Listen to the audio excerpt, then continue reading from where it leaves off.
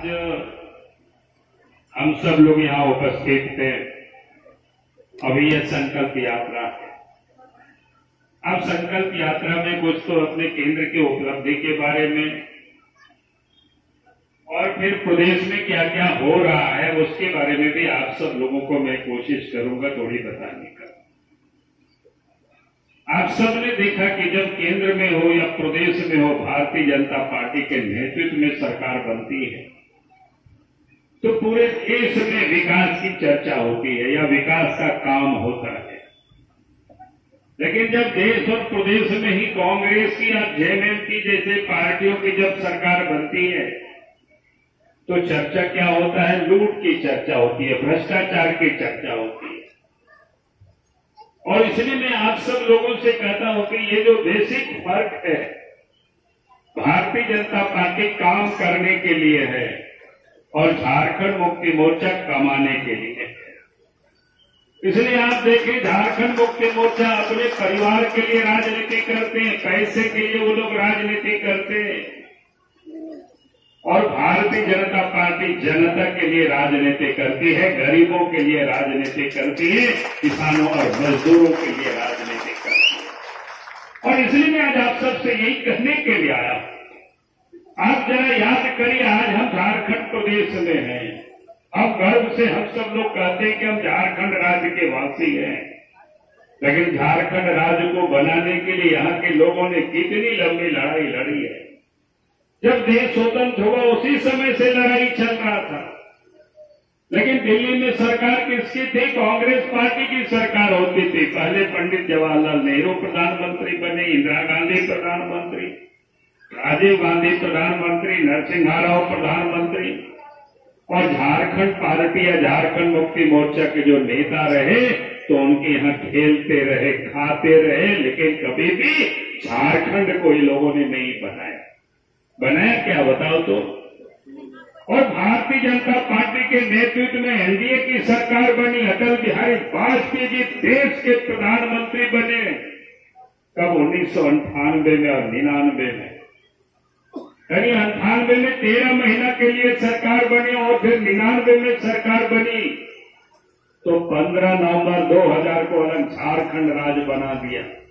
अब बताओ, भारतीय जनता पार्टी ने जो वादा किया था कि हमारी सरकार बनेगी इस देश में तो हम झारखंड वासियों की, यहाँ के आदिवासियों की, झारखंडियों का जो मांग है वर्षों पुराना उसको हम सम्मान देंगे और अलग झारखंड राज्य बनाएंगे। तो ये काम को भारतीय जनता पार्टी ने पूरा किया। और इसीलिए मैं आज आप सब लोगों से कह रहा हूं, भाई और बंधु, मैं आप सब लोगों से यही करने के लिए खड़ा हुआ हूं। भारतीय जनता पार्टी की सरकार बनी, अलग झारखंड राज्य बना, संथालों के लिए, आदिवासियों के लिए अलग से मंत्रालय भी बनाया अटल बिहारी वाजपेयी जी ने और संथाली भाषा को 8वीं अनुसूची में भी शामिल किया गया। और मैं लोगों से कहता हूं, पहले बूढ़े बुजुर्ग लोग जानते होंगे ना, शादी के लिए मेला जाते होंगे, कैसे जाते थे? दूर दूर पैदल, सड़कें नहीं था, गाड़ी से कहां जाएंगे? है कि नहीं? बताइए। हम लोग के दादी लोग बैठे हुए हैं वहां पर, चाची लोग बैठे हुए। उस समय तो शादी ब्याह में लोग कैसे जाते थे? पैदल जाते थे दूर दूर तक। लेकिन आप तो गांव गांव प्रधानमंत्री ग्राम सड़क योजना में बीजेपी की सरकार ने सड़क बना दी। अब बारात लोग जाते हैं, दूल्हा दुल्हन गाड़ी से बैठ करके लोग चले आते हैं। है कि नहीं? बात बताओ तो। ये काम किसने किया? गांव के गरीबों के दर्द को कौन समझा? बीजेपी ने समझा, अटल बिहारी वाजपेयी जी ने समझा और आज नरेंद्र मोदी जी इस बात को समझ रहे हैं। कांग्रेस ने तो 60 वर्षों तक इस देश में राज किया, लेकिन गांवों के लोगों की उन्होंने कभी चिंता नहीं काम के बगल में। और झारखंड में हम जब मुख्यमंत्री बने, अलग राज्य बनने के बाद, तो आप इधर से दुमका तरफ शिकारी पड़ा, तब क्या कहते हैं, सरसगंगा तरफ चले जाइए, उधर भी नदी में पुल बन गया। कौन नदी है? ब्राह्मणी नदी है ना। और इधर भी बन गया, सड़कें भी देखो चकाचक। पहले तो भी तो गाड़ी ऐसा वैसा चलता था कि नहीं? हम लोग आते थे तो देखते थे क्या स्थिति क्या खराब थी। हम लोग कभी साहेबगंज जाना होता था तो मोरारो में रात्रि में रहना पड़ता था, फिर ट्रेन वहां से पकड़ करके जाना पड़ता था। या उधर से भी आए तो रात्रि में उतरे तो फिर सुबह की इंतजार करो। तो ये हालत थी। लेकिन आज अगर इस तस्वीर को किसी ने बदला है तो वो बीजेपी की सरकार ने बदला है। अब यही कहने के लिए मैं आज आपके बीच में आया हूं। आज इस देश के प्रधानमंत्री नरेंद्र मोदी जी, उन्होंने क्या काम किया आदिवासियों के लिए, जो कि यहां आदिवासी भाई बहनें अधिक लोग बैठे हुए, और संस्थान सरकार ने तो झारखंड मुक्ति मोर्चा के लोग अपना बापोती समझते बिना काम के। मोदी जी ने क्या किया? पहली दफा भारत की मंत्रिमंडल में 1, 2, 3 नहीं बल्कि 8 आदिवासी भाई और बहनों को मंत्रिमंडल में जगह दिया है। आजाद भारत में आज तक किसी ने नहीं इतनी बड़ी तादाद में मंत्रिमंडल में लोगों को जगह नहीं मिला था। लेकिन पहली दफा इस भारत सरकार के मंत्रिमंडल में 8 आदिवासी भाई और बहनें मंत्री बने हुए। ये किसी ने काम किया तो नरेंद्र मोदी जी ने किया। और इतना ही नहीं, भारत के राष्ट्रपति का नाम तो आप सब लोग सुने होंगे। देश के प्रधानमंत्री ने 8 मंत्री को बनाया। द्रौपदी मुर्मू को देश के राष्ट्रपति पहली महिला। यानी किसी ने आदिवासियों को सम्मान दिया तो देश के प्रधानमंत्री नरेंद्र मोदी जी ने दिया। और इतना ही नहीं, आप कोरोना काल में आप याद करिए, उस समय तो कल का खाना बंद हो गया था, गाड़ी भी बंद हो गया था, आना जाना मुश्किल था। लगता था कि गरीबों के घर में चूल्हा जलेगा कि नहीं जलेगा, गरीब के बच्चे भूखे सोएंगे कि खा करके सोएंगे। देश के प्रधानमंत्री ने इस गरीबों के घर में भी चूल्हा जले, गरीब भी भूखे नहीं सोए, उसके लिए उन्होंने कोरोना काल में व्यवस्था किया। और प्रत्येक महीना देश की 80 करोड़ की आबादी को फ्री में अनाज भी पहुंचाने का काम किया और आज भी वो अनाज दे रहे हैं। लेकिन तकलीफ होता है झारखंड में देख करके, जहां की सरकार वो गरीबों के अनाज भी गरीबों के घरों तक नहीं पहुंचा पाते, बल्कि जो गरीबों के नाम से जो अनाज देश के प्रधानमंत्री नरेंद्र मोदी जी भेजते हैं, उस अनाज को भी ये बेशरम सरकार गरीबों को भी अनाज को वो बेच करके वो खा जाते हैं। अब बताओ तुम इसको हटाना है कि नहीं हटाना है? जो ऐसा गड़बड़ करेगा तो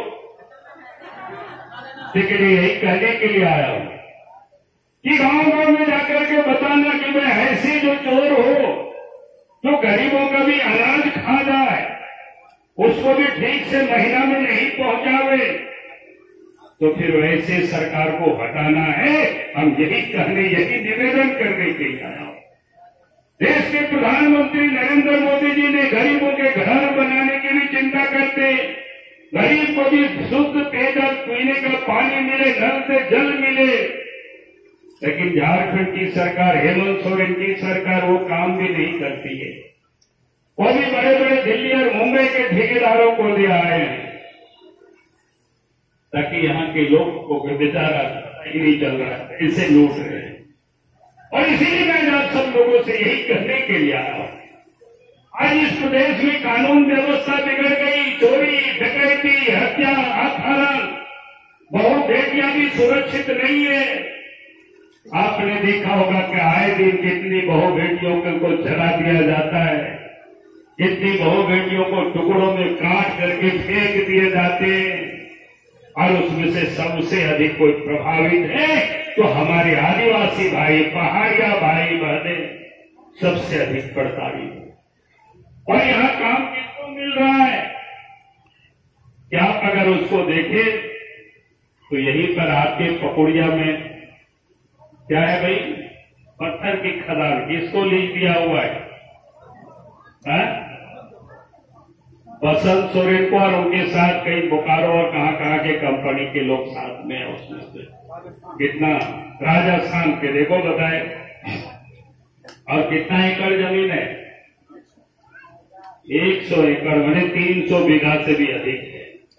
अब जरा सोचिए भाई, 3.5 साल हो गया, उससे पहले से किए हुए हैं, लेकिन 3.5 साल से अधिक हो गए। यहाँ के कितने लोगों को, संस्थान को, आदिवासियों को लीज दिया है?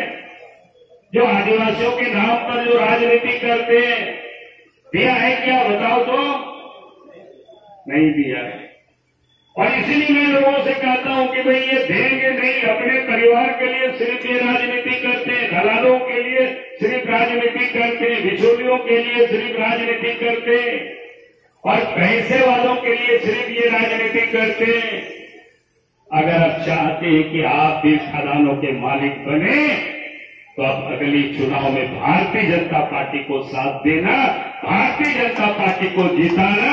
मैं आपको ये विश्वास के साथ कह रहा हूं कि आप सबको जिसकी जमीन पर खदाने हैं उसको खदान की मालिक भी हम बना देंगे और जिसके गांव में अगर घर मजूरा जमीन है उसे गांव के लोगों को ही खदान के मालिक बना देंगे।